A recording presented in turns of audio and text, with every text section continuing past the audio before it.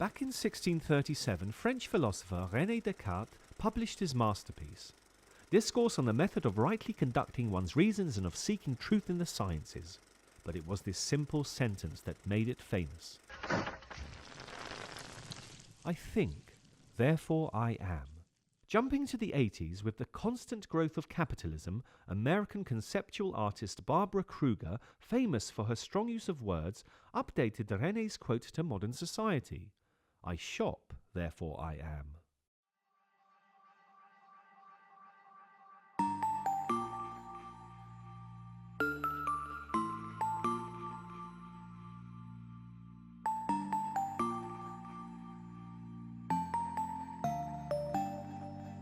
Central London, a hub for total craziness when it comes to consuming.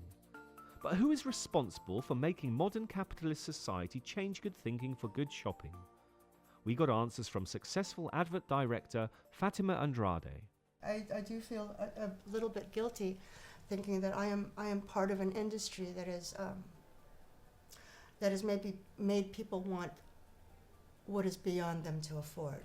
I believe I'm a little cog in the machinery of capitalism. What's happened, especially with the 2008 crash, is that people were very much overextended. People were led to believe that you can do a lot of different things. I mean, it's not just advertising. They're banks.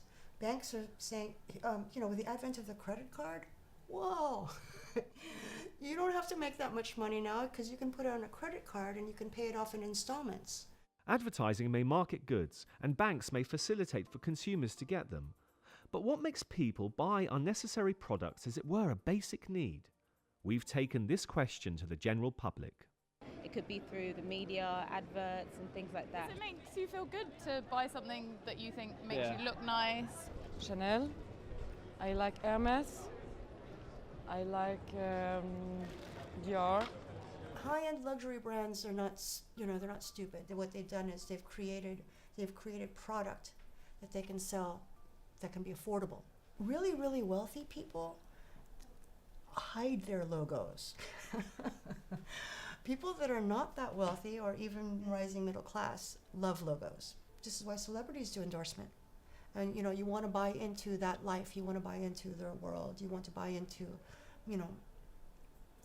that moment of being fabulous. I guess it's just like really fun. It's like a game almost. So it makes you want it. Even though you don't need it, you want it, and most of the time you don't have any use for it. So Needing and wanting?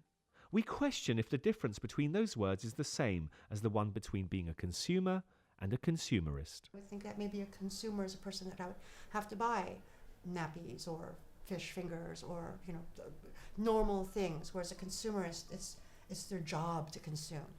What is curious is that 100% of the people that admitted being a consumerist answered general questions relating specifically to what they were wearing. I think maybe consumerist is more towards the fashion industry. And if you want to know about that, I think maybe you should go to Paris. So we did. Knowing that we should now focus in the fashion industry, we followed Parisian shopaholic Constance around her everyday shopping life in the city's finest spot, Avenue Montaigne.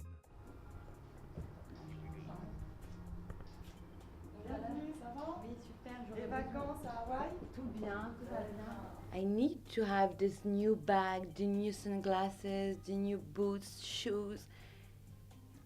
We need it. Money doesn't buy my happiness?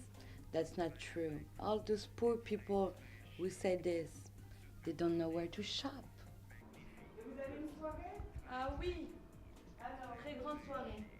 You know when someone had this addiction with the cigarette? Me, I have this with the clothes and the bags and jewelry and everything. Oh, wow. When I walk Avenue Montaigne, everybody knows me. Like I enter in the shops and, hi, Mrs. Constance, what can I do for you? On est bon là-dessus? Ça, la robe longue. Oui. Et d'accord. La robe longue en 34? Oui, en 34. D'accord. People judge me, people think that I'm crazy, but I don't care, I'm satisfied with my life and the shopping. Back in Marylebone, in order to understand what was behind her consumerism, we showed our footage of Constance to Dr. Richard Sherry, CEO and Clinical Director of Psychological Systems. There's an old way and a new way to look at consumerism and the relationship between brands and consumers. I think the old way is that we have to, almost like going to the zoo and watching the apes, that somehow that we're separated from it and that we just sort of attribute things that we don't really understand what's happening or why. I think the new way is being able to understand capitalism's, brands, even the consumer, in a sense of what's happening behind or hopefully inside that experience. For example, with Constance, she gets a boost or almost a high from shopping, and that she literally, you watch her replace her identity through the brand, where she literally kills herself off one handbag at a time. Several ideologies might blame the big picture of capitalism and branding for the global issue around consumerism, but it is how much each one allows these exterior forces to take control that determines how affected we are. The reason behind each person's vulnerabilities are different, but we all have one thing in common: we will always buy more.